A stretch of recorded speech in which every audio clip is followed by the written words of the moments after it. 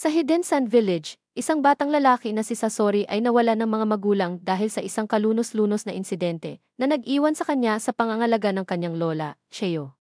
Habang tumatanda, lumitaw ang talento ni Sasori sa puppetry, at siya ay naging kilala bilang Sasori of the Red Sand dahil sa kanyang deadly skills.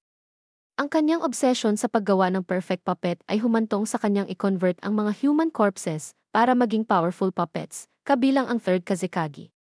Ang quest ni Sasori para sa eternal life ay natapos sa kanyang pagbabago ng kanyang sariling katawan sa isang puppet na pinapanatili ang kanyang puso sa loob nito. Ang journey ni Sasori ay nagdulot ng dramatic turn nang siya ay nilapitan ni Conan para sumali sa Akatsuki.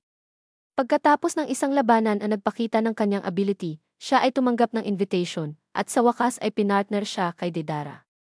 Sila ay nagpatuloy sa mga misyon, kabilang ang abduction kay Gaara, ang 5th Kazekage.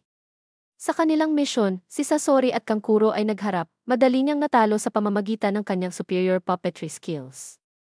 Gayunpaman, ang kanyang final battle ay laban sa kanyang lola, Chio at Sakura Haruno.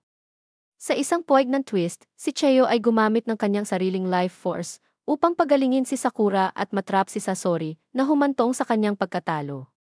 Sa kanyang huling sandali, si Sasori ay nagpakita ng isang hidden humanity, nagtitiwala kay Sakura ng vital information tungkol sa isang spy sa loob ng ranks ni Orochimaru.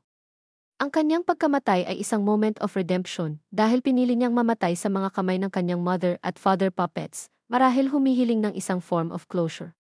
Ang story ni Sasori ay isang kwento ng trahedya, obsession, at sa huli, isang makabuluhang paghahanap sa isang mundo na matagal nang nakalimutan ang kanyang pagkatao.